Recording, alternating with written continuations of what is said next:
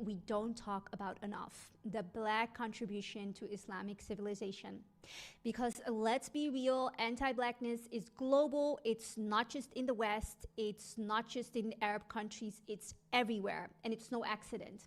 Colonizers knew exactly what they were doing when they pitted us against each other. Arabs against Africans, Africa versus Islam. They kept whispering division into our ears, because they had one goal only, and that was to weaken us. And the reality now is that there's only one party who benefited economically and politically from all that division. And that's the Western powers. They distract us with all these minor issues while the real issues go untouched. And I would say, you know, the real issues are that our money isn't worth much anymore these days. Our children are being poisoned with nudity and substances so that they will never rise up as legends, and our families are being torn apart so that we stay weak. And I think that's the bigger picture which I want you to hold in mind today. And to show you that Black Muslim brilliance is not abstract history, but living proof across time, I want to make sure I highlight three very important figures whose lives are testaments to our greatness, not just in the past, but also today. They are role models for leadership, knowledge, and power. So let's start with Ahmad Baba of Timbuktu. We're talking about the late 1500s, a scholar who faced exile because he resisted Morocco's invasion. Why is he important? Because he documented something that we still face today. He documented anti-Blackness inside the Muslim world. That's reality. And he wrote directly against the, I would say, disgusting idea that being Black means that you are a slave. His treatise, Miraj al-Saud, made it clear Islam does not allow enslaving Muslims, period. His work is a reminder that fighting racism isn't something new for Muslims. It's part of our scholarly tradition. So remember his name. Then we get to Nana Asma'u. Let's move on to someone the OMWO specifically asked me to mention, Nana Asma'u from the Sokoto Caliphate in what we now know as Nigeria. So if Ahmad Baba represents the fight against racism within scholarship, then Nana Asma'u represents the fight for knowledge and dignity through women's education. So she lived in the 1800s, and she was more than a princess. Yes, she was a princess. She was a multilingual scholar, a poet, and a pioneer in women's education. And her network of female teachers, which was called the Young Taru, was revolutionary. These women traveled across villages, teaching religion, practical skills, and even hygiene. Imagine how radical that was at a time where European women were being told to sit back quietly at home. Nana Asma'u's legacy shows that Muslim women have always been at the center of building knowledge, not on the sideline. And then we're getting to the man whose name still makes Europe jealous, Mansa Musa of the Mali Empire. Well, Nana Asma'u shows us the power of teaching and community. Mansa Musa shows us the height of wealth and influence that come along with knowledge and leadership, because those are the core of a civilization. So Mansa Musa wasn't just the richest man in history, like literally the richest man that ever existed, okay? He was the man who made Timbuktu a global hub of knowledge, libraries, mosques, universities. He turned West Africa into the Oxford. Oxford was nothing compared to Mali, by the way, at the time, because they had Sankara University, which was like 100 times better, more students, more knowledge than Oxford. But just for the time being, I'm going to use Oxford as a comparison, and Harvard of the medieval world.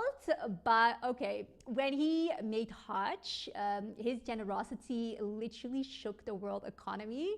I don't know if you know the story, but he made gold lose its value, like a part of its value, for I think 12 years. It's crazy. That's how rich he was. That's Black Muslim excellence, and it's something we shouldn't forget. When we see these giants like Ahmad Baba, Nana Asma'u, Mansa, Musa, the evidence is clear.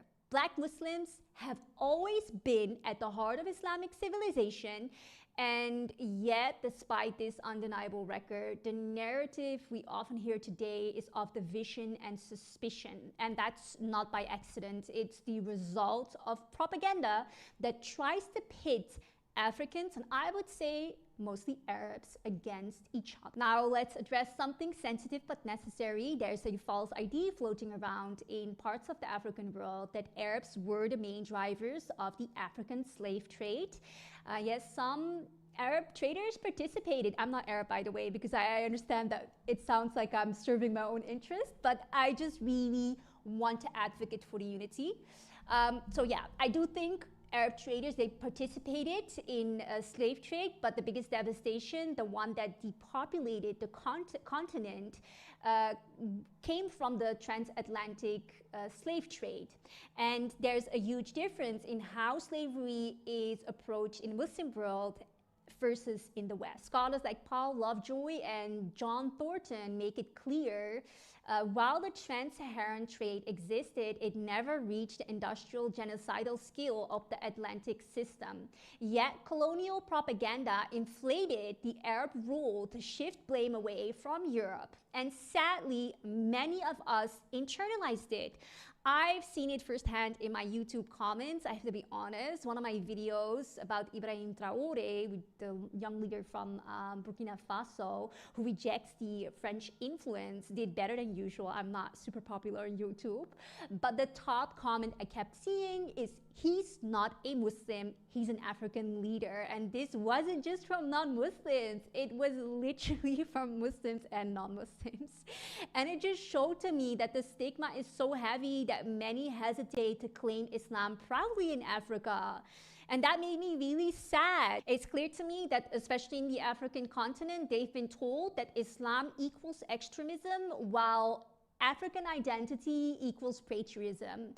And I believe that's the colonizers' game. Strip Islam away from Africa's greatness and we lose twice. Okay, but when we look at what's happening now, leaders like Ibrahim Traoré are breaking those chains. Alhamdulillah, France has been on African welfare for decades, demanding the countries trade in the CFA franc, forcing them to keep foreign reserves in Paris and buying resources for pennies. That's what the French have been doing.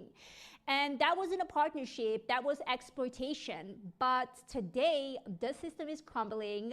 You might be following the news. Mali, Burkina Faso, Niger, they've pulled out of ECOWAS, which is the trade alliance, and they're building their own alliance. They're kicking out French troops, banning French media, as we should all, and working on currency independence. And that's why France is panicking. The food stamps they used to get from Africa, cheap uranium, gold, oil, coca, are disappearing. And suddenly, France, the self-proclaimed beacon of civilization, looks more like a beggar. This is the shift we're living through. Africa saying no more, and we as Muslims have to say the same when it comes to these narratives that divide us. So what do we do with all of this? First, let's stop letting others tell our story. Cancel that Netflix subscription that feature kids garbage and replace it with weekly circles talking about Muslim glory, host family nights where you discuss the Muslim greatness, share stories of scholars, inventors, and explorers with your children. Because if we don't do it, No one else will. France is in decline, the West is losing its grip, but if we want to rise, we can't just celebrate history, we have to build on it. My name is Raisa Ghazi. It's been an absolute pleasure to share this evening with you. To the board of the Ottawa Muslim Women's Organization, may Allah reward you for this incredible work that you do. Inshallah, you can keep going. You have my support. And to everybody watching, connect with me, share your reflections, and never forget, our legacy is greatness, and it's time for us to rise up again. Have a great evening.